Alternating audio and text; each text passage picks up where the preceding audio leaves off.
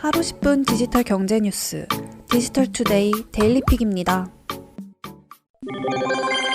글로벌 경제 금융 전망이 빠르게 변하고 있습니다. 국제금융센터에 따르면 바이든 후보가 당선이 되면서 새로운 경제금융 방향성이 나오고 있다고 말했습니다. 미국 대통령 선거 후 외신들과 전문가들은 바이든 당선인이 대선에서 승리하고 상원 역시 장악할 것으로 예상했는데요. 중국에 대한 강력한 무역 압박과 7천억 달러 규모의 경기 부양 정책, 법인세율 현행 21%에서 28%로 인상 등 당선인 공약들이 강력히 추진될 것으로 분석했습니다. 그런데 예상과 달리 대통령 선거는 박빙이었고 상원 선거는 공화당이 앞선 양상을 보이고 있죠. 이런 상황으로 국제금융센터는 다음 미국 정부에서 세금이 높아질 가능성이 낮아지고 금융 분야 등에 대한 규제 강화도 생각보다 낮아질 것이라고 전망했습니다. 반면 경기 부양책이 축소될 수 있다고 예상했습니다. 달러 역시 약세를 보일 것이라고 내다봤죠. 또 바이든 행정부의 무역 정책이 트럼프에 비해 예측 가능성이 클 것이라는 기대로 아시아 신흥국 통화들의 강세도 예상된다고 덧붙였습니다. 코로나19 재확산이 경제, 금융이 미치는 영향에 대해서도 의견이 분분한 상황입니다. 화이자, 모더나 등 코로나19 백신 조기 출시에 대한 기대감이 높아지고 있지만 실제 백신 출시까지는 시간이 더 필요하다는 것이 전문가의 공통된 의견이죠. 아울러 겨울철 코로나19 확산세가 더해지면서 경기 회복에 대한 의견이 힘을 잃고 있다고 국제금융센터는 전했습니다.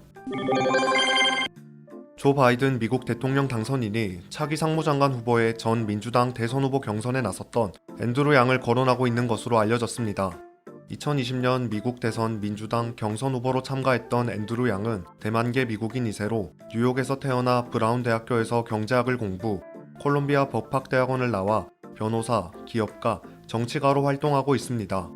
지난 경선에서 18세 이상 모든 미국인에게 매달 $1,000씩 기본소득을 지급한다는 공약을 내걸어 주목을 받았었죠. 그의 공약은 올해 코로나19 재난지원금 지급을 결정하는 계기 중 하나가 됐습니다. 최근에는 주 4일제를 주장하는 등 다소 파격적인 정책을 제시하고 있지만 현실 정치와 경제 분야의 해박한 지식과 통찰력을 가지고 있다는 평가를 받고 있습니다. 또한 대표적인 친가상자산 정치인으로 비트코인 등 가상자산 투자와 블록체인 산업 진흥에 미국이 앞장서야 한다는 입장을 여러 차례 내비친 바 있습니다. 최근 무선 이어폰, 스마트밴드, 스마트워치 등을 중심으로 웨어러블 시장이 빠르게 성장하고 있습니다.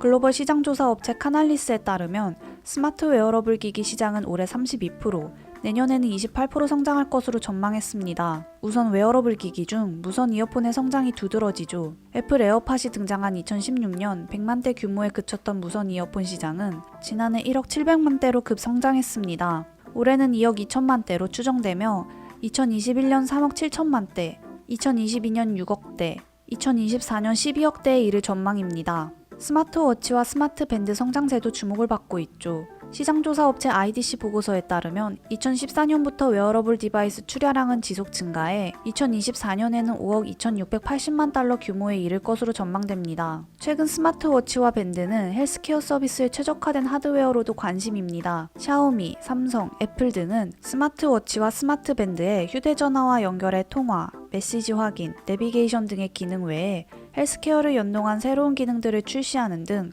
관련 시장 대응을 강화하고 있습니다. 애플 실리콘으로 불리는 M1 프로세서를 탑재한 신형 맥의 성능에 소비자와 시장이 주목하는 가운데 내년부터 다양한 실리콘 맥이 출시될 전망입니다. 애플 전문 매체인 맥루머스는 2021년 하반기 새로운 디자인을 가진 맥북 시리즈가 선보일 것이라는 전망을 내놓았습니다. 애플이 이달 출시한 맥북 에어, 맥북 프로 13인치, 맥미니는 M1 프로세서를 탑재한 완전히 새로운 제품이지만 제품 외관 디자인이 기존 시리즈를 그대로 이어받았죠. 반면 2021년 하반기에는 새로운 디자인의 맥 시리즈가 출시될 것으로 전망됩니다. 애플 전문 분석가로 알려진 밍치거 애널리스트 역시 내년 하반기 완전히 재설계한 맥 시리즈 출시를 전망했죠. 맥북 등 노트북 제품군은 M1 프로세서가 광범위하게 탑재되겠지만 아이맥 등 데스크톱 제품군의 경우 여전히 인텔 프로세서 수요가 있다는 분석입니다. 애플은 애플 실리콘으로의 전환이 완전히 끝나기까지 약 2년이 걸릴 것으로 보고 있습니다.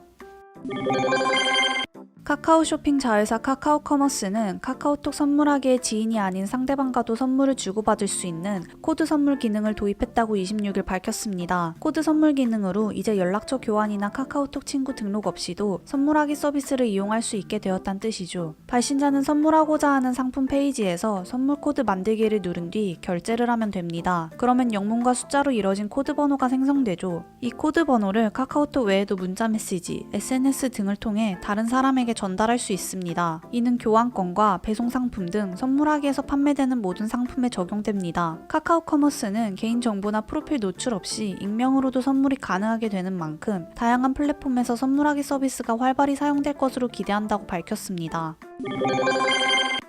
미국 전기차 대표주자 테슬라가 차량 지붕과 볼트 조임 결함 문제로 전기차 9,500여 대 리콜을 발표했습니다.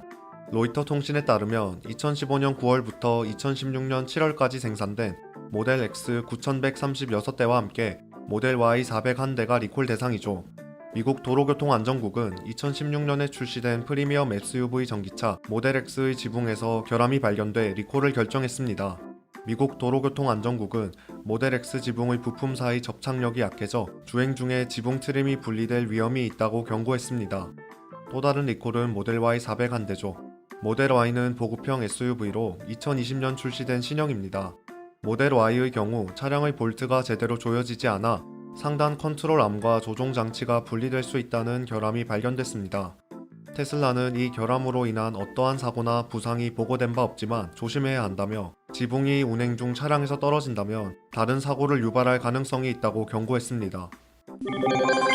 최근 법원이 실수로 송금된 돈을 임의로 사용했다가 유죄 판결을 받은 사건을 공개했습니다. 서울 북부지방법원은 피고인에게 벌금 500만 원, 그리고 이를 납입하지 않을 경우 노역장에 유치한다는 판결을 내렸습니다. 법원은 잘못 송금된 사실을 알고도 몰래 돈을 사용한 것이 횡령죄에 해당한다고 본 것입니다. 금융감독원 자료에 따르면 최근 5년간 실수로 송금한 건수가 51만 4,364건, 금액 규모는 1조 1,587억 원으로 이 중 절반에 가까운 5,472억 원이 돌려받지 못한 것으로 파악됐습니다. 금융권 관계자들은 계좌에 모르는 돈이 들어온 경우 반드시 은행에 확인한 후 돌려줘야 한다고 조언했습니다. 최근 보이스피싱 범죄자들이 추적을 피하거나 자금 세탁을 하기 위해 차고 송금 등으로 위장하는 사례가 있기 때문입니다. 은행에 확인하지 않고 입금된 돈을 함부로 송금하면 보이스피싱에 가담한 것으로 오해를 받거나 최악의 경우 사건에 연루될 수도 있습니다. 따라서 해당 은행과 입금자 등을 확인하고 조치를 하는 것이 안전하다고 합니다. 방역당국이 지금의 코로나19 확산세가 이어질 경우 12월 초까지 하루 확진자가 400에서 600명씩 나올 수 있다고 내다봤습니다. 이상원 중앙방역대책본부 역학조사분석단장은 정례 브리핑에서 지금 본격적인 세 번째 유행에 맞서 싸우고 있다면서 12월 초까지는 일일 400에서 600명대의 신규 확진자가 지속 발생할 수 있을 것으로 예상된다고 말했습니다. 이 단장은 통상 거리두기의 효과는 시행 1에서 2주 후부터 본격적으로 나타나게 된다며 거리두기가 잘 이행된다면 그 효과는 이르면 다음 주 초부터 나타나 조금씩 증가 속도가 누그러질 수도 있다고 본다고 언급했습니다. 코로나19 확산의 여파로 군의 전 장병 휴가와 외출이 다음 달 7일까지 통제됩니다. 국방부는 26일부터 다음 달 7일까지 전 부대에 대해 군내 거리두기를 2.5단계로 격상한다고 밝혔죠.